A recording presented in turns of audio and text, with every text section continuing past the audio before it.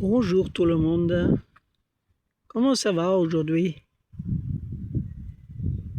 La dernière vidéo que j'avais fait, c'était exactement au même endroit, à la plage de Chiens, à Bolnuevo, à côté de Puerto de Mazarón. Ça fait déjà, voilà, ça fait 4 mois, quelque chose comme ça. Et aujourd'hui, je reviens ici. La dernière fois, j'étais encore avec Ruby. Ruby, elle était encore avec nous.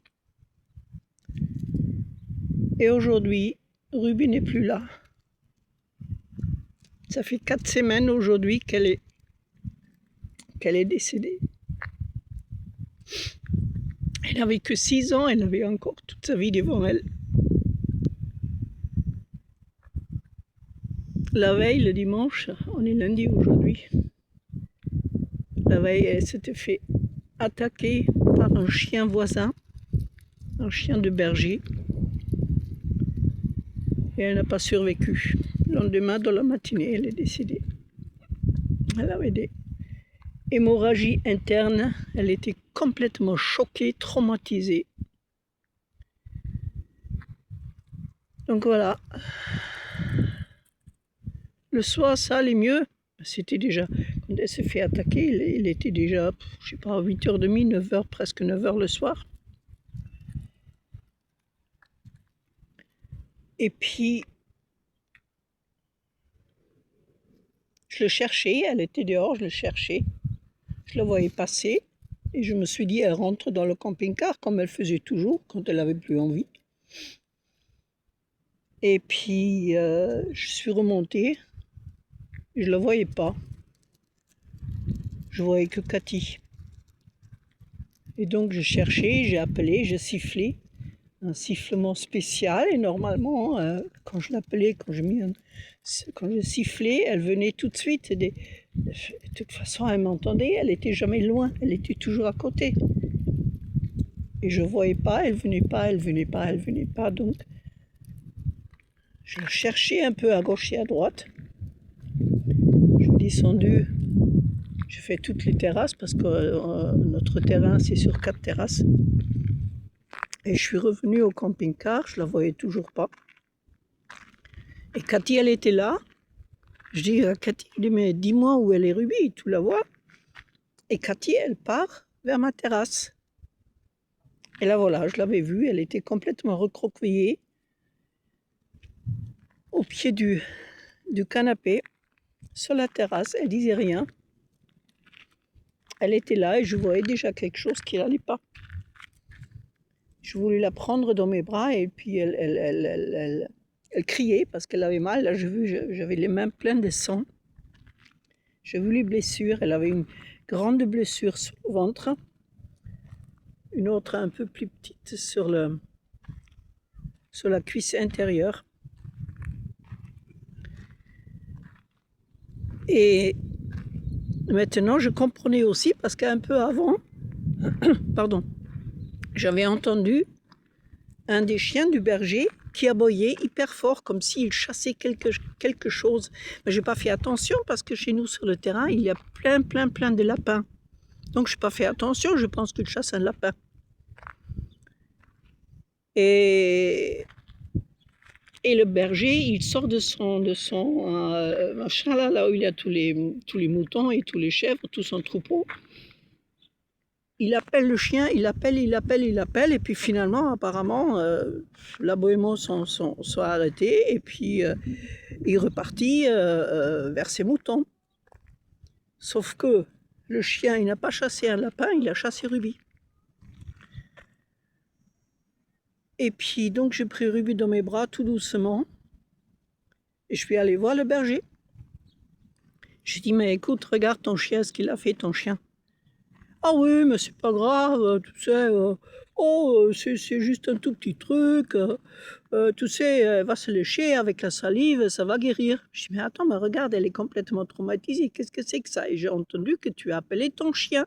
Qu'est-ce qu'il a fait ton chien avec la mienne? Ouais, mais c'est pas grave, c'est pas grave, c'est pas grave. De toute façon, j'ai laissé tomber. En plus, il parle espagnol avec l'accent de Murcie, donc un mot de Murcia. Donc c'est difficile à comprendre. Et voilà. Et ben, le soir, ça allait un peu mieux. Dans la soirée, dans la nuit, ça allait un peu mieux. Elle a grimpé sur le siège passager, toute seule. Elle est restée avec moi. Je suis resté avec elle jusqu'à, je sais pas, 3 heures du matin. Après, je me suis couché. Et je l'ai pris avec moi, comme d'habitude, dans le lit. Et puis, pendant la nuit, elle est descendue au pied. Et le lendemain, elle était complètement immobile. Elle ne bougeait plus. Elle était froide, mais elle n'était pas encore morte. Donc, je vais aller voir le veto, vite. Il y a deux cliniques vétérinaires à Puerto de Mazaron. Je suis allé à la première parce que je sais qu'il y a une dame qui parle allemand et français. Et je suis allé la voir, je suis arrivé à 10h, 10h15, ils ouvrent à 10h. Donc je suis rentré avec Ruby dans mes bras et tout de suite, elle a pris en charge tout de suite, elle a donné les premiers soins, elle a nettoyé un peu les blessures, elle a fait une infusion, elle a fait une piqûre. Elle m'a dit, mais maintenant, il faut aller dans l'autre clinique qui est plus grande parce que nous, on n'est pas équipés pour faire des opérations, des interventions chirurgicales et puis voilà, et des radios et tout ça. Il a, je sais pas, 20 minutes de route, quoi. Donc, je suis ressorti, Ruby dans mes bras, toujours, hein, complètement apathique, complètement traumatisée, choquée. Elle bougeait plus, elle disait rien. Et voilà, et quand je suis arrivée à l'autre clinique, je l'ai pris et puis quand je suis rentrée dans la clinique, elle était déjà morte. Elle était déjà partie. Voilà, ma petite Ruby. Elle avait que 6 ans. Purée, ça fait mal. Et du coup, je me retrouve toute seule avec Cathy. Cathy, ma petite vieille, elle a survécu à Domino, elle a survécu à Kira, et maintenant elle a aussi survécu à Ruby, ma petite tornade, ma chippie. C'était une vraie chippie, mais elle était tellement mignonne, adorable. Elle n'était pas du tout méchante. Elle aboyait après tout. Elle engueulait tout le monde.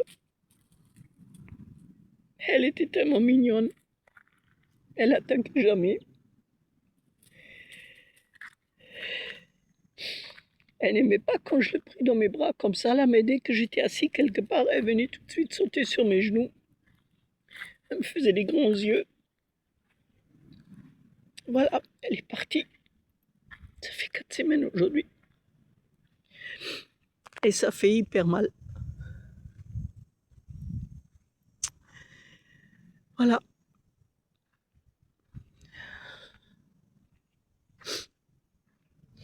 Bon. Désolée de vous embêter avec une mauvaise nouvelle, avec une triste nouvelle comme ça. Mais ça fait mal. Je la cherche toujours. Et Cathy aussi. Cathy, ça va mieux là. Le veto où j'étais là, à Camposol, c'est à 20 minutes de route. Il parle couramment français. Il a travaillé pendant, je sais pas, 1 an ou 2 ans. Il m'a raconté en France. Et il m'a proposé d'intervenir éventuellement pour le berger, pour savoir que, voilà, parce que je lui ai raconté comment ça s'est passé avec le berger. Alors il a appelé, j'avais le numéro de téléphone, il a appelé. Et vu à sa réaction, le berger, il lui a raconté la même chose que moi, comme quoi, oh, c'était pas grave, c'est pas méchant, de toute façon c'est un chien, il va survivre. Eh ben non, elle n'a pas survécu, elle est morte, voilà, elle est morte. Ouais, ben bon, ça ne lui pas intéressé plus que ça. Donc voilà.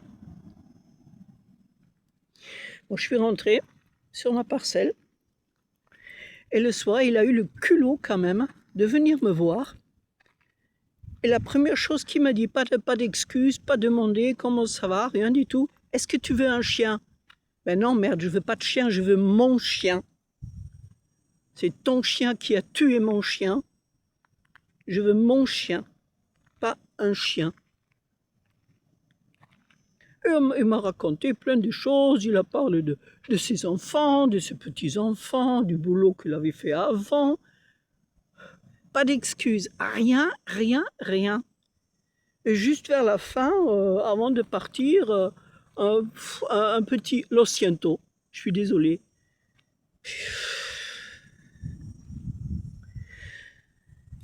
Bon, je suis allé porter plainte à la Guardia Civile quelques jours plus tard. J'ai eu un compte rendu du veto. Il m'a fait un super compte rendu. Et aussi la première vétérinaire qui a fait les premiers soins. Et donc, j'ai fait un compte rendu moi-même de comment ça s'est passé. Bien tout écrit, tout imprimé. Je suis allé à la Guardia Civile, j'ai porté plainte. Et ils l'ont trouvé parce qu'en fait, en plus, j'avais le numéro de téléphone, j'avais son prénom et j'avais la plaque d'immatriculation de sa voiture. Donc, ils l'ont retrouvé tout de suite. Et donc, Guardia Civile ici à Porte de Mazaron. Et ça durait, vous savez combien de temps ça dure, porter une plainte, c'est pas rapide, quoi. Et là aussi, encore la chance, je suis tombé sur un monsieur qui parle couramment français. Donc, super. J'étais accompagné par une voisine de parcelle, une espagnole, une dame espagnole qui m'a proposé de m'accompagner. Et puis, donc à la fin, bon, ben, j'ai signé. Et ils m'ont dit ça va partir à la Guardia Civile à Aguilas, parce qu'à Aguilas, il y a la partie Guardia Civile, la section de la Guardia Civile qui s'occupe de la protection animale. Voilà. Et maintenant, mais j'attends. De toute façon, je veux pas de sous, je m'en fiche des sous. Il n'y a pas de vengeance non plus. Mais j'ai appris entre-temps que ces chiens sont agressifs aussi vis-à-vis des autres, des enfants surtout, parce que la propriétaire là où je suis, Nina et Mario, ils ont quatre enfants, dont un bébé qui ne court pas encore, qui n'a même pas 1 an. Mais les 3 autres, même quand ils jouent chez eux, sur notre terrain, chez nous, c'est pas public, c'est chez nous, quoi. Les chiens sont déjà descendus, ils ont aboyé après le chien, après les enfants. Heureusement, il avait les adultes avec. Et puis ma voisine de parcelle là, qui était venue avec moi, elle est passée à côté et elle aussi, elle a failli se faire attaquer par ces 2 chiens. En fait, au total, il a 4 chiens. Mais il y a un qui c'est un protecteur de troupeau, il est doux comme un agneau, il fait jamais du mal. Il y a un autre qui est toujours attaché, H24, avec une chaîne, enchaînée. Et les 2 autres qui accompagnent toujours le troupeau. Et ces 2-là, c'est mère et fils, sont hyper agressifs. Voilà. Et donc c'est uniquement à cause de ça, pour qu'il ait une trace si jamais il y a encore un problème avec ces chiens. Pas pour vengeance, ça me sert à rien, ça me ramène pas ma rubis. Mais je pense que c'était pour moi aussi, c'était nécessaire. Parce que je pense qu'elle valait ça. Ma petite Ruby, elle n'a jamais fait du mal à personne. Et se faire tuer comme ça, elle mérite qu'on s'occupe de tout jusqu'au bout. Donc voilà. Maintenant, je peux continuer à faire mon deuil tranquillement. Je ne peux pas faire plus pour elle. Voilà. Bon, à part de ça, j'ai réussi tout ce que je voulais faire en Allemagne. Oh, pardon, pas en Allemagne, en France. C'est la raison pour laquelle je suis allée en France. Changer mon nom de famille. Et ça, je pouvais faire uniquement ou directement en Allemagne, à Berlin, mais je ne veux pas faire 2500 km, ou aller dans le consulat à Marseille. Donc, c'était plus rapide que j'ai pensé. Maintenant, mon nom, c'est Christine Hendrischke. J'ai repris mon vrai nom de jeune fille, enfin non, nom de naissance. Mon vrai nom de naissance. Tout ça, c'était une réussite. Je suis super contente. Et voilà. Bon.